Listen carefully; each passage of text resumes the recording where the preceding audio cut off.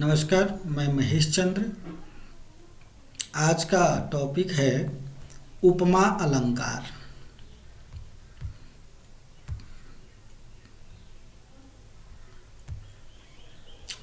आज का टॉपिक है उपमा अलंकार। इससे पहले हम आपको अनुप्रास अलंकार का अध्ययन करा चुके हैं। चलिए आइए, उपमा अलंकार का लक्षण क्या है, उपमा अलंकार का लक्षण क्या है, उसका उदाहरण क्या है, उसके बारे में आज हम आपको बताएंगे। उपमा अलंकार का लक्षण है साधर्म्यम उपमा भेदे। साधर्म्यम उपमा भेदे, दो वस्तुओं में भेद रहने पर भी जब उनकी साधर्म्य में समानता बताई जाती है।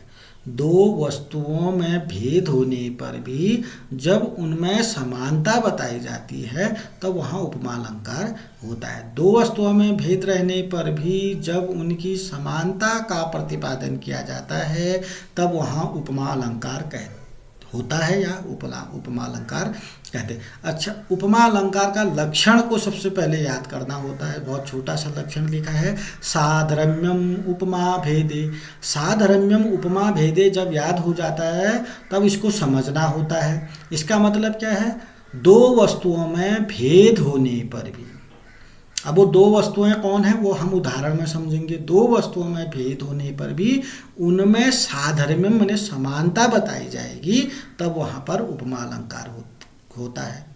जहाँ पर दो वस्तुओं में भेद होने पर भी उन दोनों वस्तुओं में समानता बताई जाएगी, वहाँ पर उपमा अलंकार होगा। पुनः देखते हैं, दो वस्तुओं में भेद रहने पर भी जब उनकी समानता का प्रतिपादन किया जाता है तब वहाँ उपमा अलंकार होता है। अच्छा, जब हमें उपमा अलंकार का लक्षण समझ में आ गया, साधर्म्यम उपमा भेदे, अब उसके उदाहरण से उस लक्षण को स्पष्ट करते हैं। आइए, उदाहरण है कमलम इव मुखम मनोज्ञम एतत्। कमलम इव मुखम मनोज्ञम एतत्, मुख जो है कमल की तरह सुंदर लग रहा है।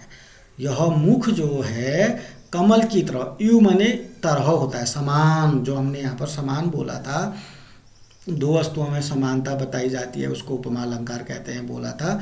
कमलम यू, कमल की तरह मुख जो है मनोज्ञ है, यानी कि सुंदर है। यह मुख जो है कमल की तरह सुंदर दिखाई दे रहा है, सुंदर लग रहा है, कमल की तरह, यू माने तरह। यहाँ मुख की उपमा कमल से दी गई है। अब देखना यह है कि कमलम इव मुखम मनोज्ञम एतत्, कमलम इव मुखम मनोज्ञम एतत्, ये इसका उदाहरण है। साधर्म्यम उपमा भेदे, ये लक्षण है, इसके बारे में आपको समझना है।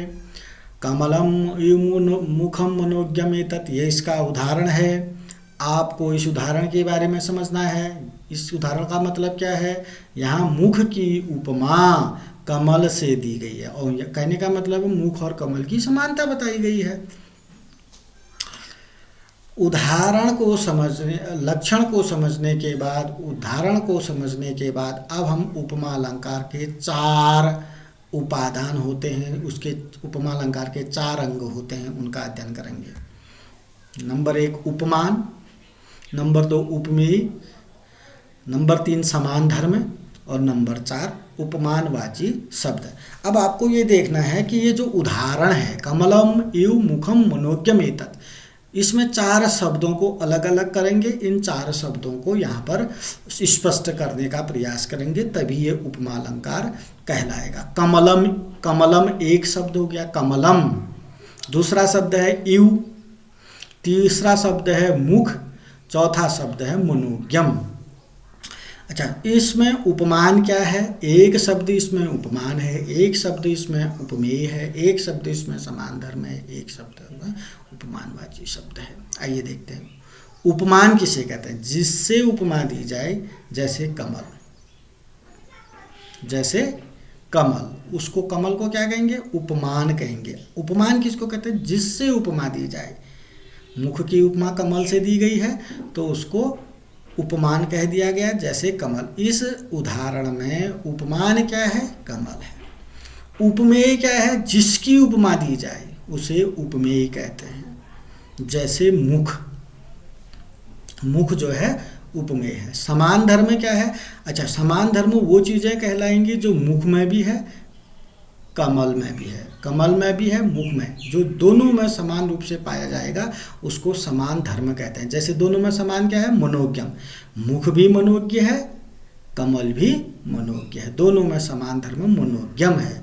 मनोज्ञम का अर्थ है मनोज्ञता, सुंदरता। मनोज्ञम का अर्थ सुंदरता से है। अब उपमानवाची शब्द क्या है? जैसे यहाँ पर एक शब्द है उपमानवाची जो बता रहा है, ये यू शब्द ही बता पा रहा है कि इस उदाहरण में उपमा अलंकार है। यू माने समान होता है। उपमानवाची शब्द क्या है? यू। अन्य जगह यथा भी आता है, वध भी आता है, तुल्य होता है, सम भी होता है। इस प्रकार से उपमा अलंकार के जो 4 अंग हैं, उपमान है जिससे उपमा दी जाती है, जैसे कमल। उपमेय है जिसकी उपमा दी जाए, जैसे मुख। समान धर्म है जो दोनों में पाया जाता है, उपमेय में भी पाया जाएगा, उपमान में भी पाया जाएगा, वह है मनोज्ञता। उपमानवाची शब्द जो ये बताएगा, एक शब्द ऐसा होता है जो उसका सूचक होता है, ये कहेगा कि इस शब्द से हम उसको पहचान सके कि इसमें उपमा अलंकार है, वह शब्द इस उदाहरण में है यू। अर्थात पुनः समझने का प्रयास करते हैं। जहाँ इन चारों का स्पष्ट उल्लेख हो वह पूर्ण उपमा अलंकार कहलाती है। जैसे उपयुक्त उदाहरण में, उपयुक्त उदाहरण में 4 के 4 अंग हैं। जहाँ इनमें से कुछ लुप्त रहते हैं वहाँ लुप्त उपमा अलंकार कहलाती है। उपमा के भेद प्रभेद अनेक हैं। जहाँ ये 4 के 4 अंग यानी कि उपमान, उपमेय, समान धर्म, उपमानवाची शब्द, ये 4 के 4 अंग पाए जाएंगे उसको पूर्ण उपमा अलंकार कहेंगे। जहाँ पर नहीं पाए जाएंगे वहाँ लुप्त उपमा अलंकार कहलाएगा। पुनः इसका सारांश रूप में अध्ययन करेंगे। उपमा अलंकार का लक्षण है साधर्म्यम उपमा भेदे, जिसके बारे में मैंने लिखा है। पुनः आप उसको पढ़ भी सकते हैं, समझने का प्रयास करेंगे। उसका उदाहरण है कमलम यू मुखम मनोज्ञम एतत्, इसके बारे में भी हमने आप लिखा है, आप इसका अध्ययन कर सकते हैं। उसके 4 अंगों को जरूर पढ़ना है। उपमान और उपमेय, समान धर्म और उपमानवाची शब्द जो 4 अंग है, इसके बिना उपमा अलंकार का अध्ययन पूर्णतः नहीं हो पाएगा। इसलिए इन चारों को समझना बहुत जरूरी है। धन्यवाद।